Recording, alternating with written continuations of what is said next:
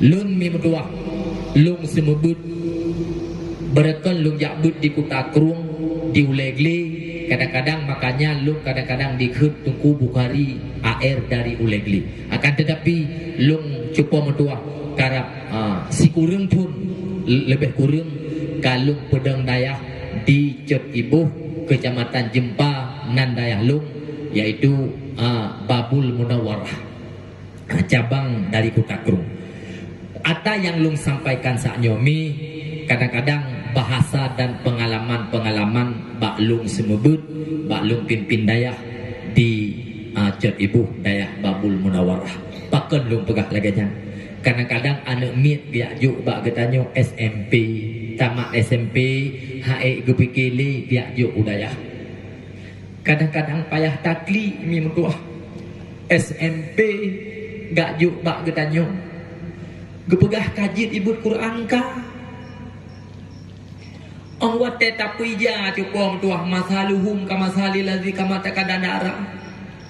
Kadang-kadang alih ipohwe ade bare ini kun. Payah takli. Kadang-kadang anak mi tamat SMA gaya pedam bak getanyo cukup tuah. Doa kuno hari doa.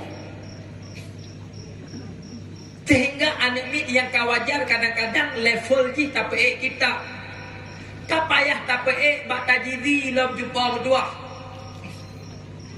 Nyo kuhino kadang-kadang jut ku kru hotel lum pegah haba, jut ku gasa kadang-kadang hotel lum pegah haba, nyo ku jumpa berdua.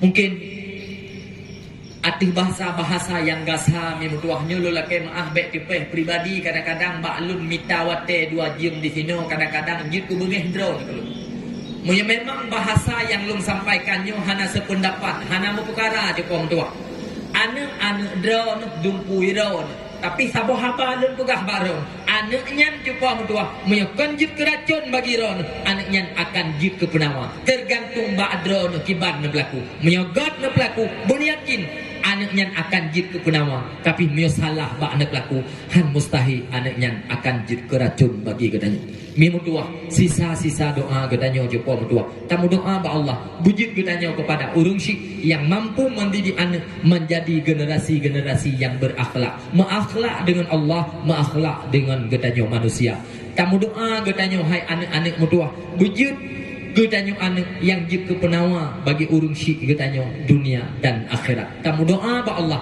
bejit getanyo termasuk para orang tua yang gagal dalam mendidik anak. Cuba bertua baru gekira getanyo berhasil dalam mendidik anak. Kali tapi anak cuba bertua leboh ilmu agama. Yang pertama ilmu tauhid untuk mengenal Allah, yang kedua ilmu fiqh untuk sah ibadat, dan yang kelih ilmu tasawuf untuk menjaga amalia. Leboh ilmunya kali tabi hana tabi le katanya nata titip bak tempat-tempat yang memberi di leboh ilmunya termasuk sudah katanya para orang tua yang telah berhasil dalam mendidik anaknya. Moga-moga yang lung sampaikan yanmi na manfaat adanya, dan di pihak panitia pun moga-moga lebih hikmah li Allah bak dapat acaranya setidaknya dan sekurang-kurangnya cukup mentua mutamah dalam satu keluarga merupakan generasi udip dalam pesantren nyo merupakan satu keberhasilan acara dakwah getanyo.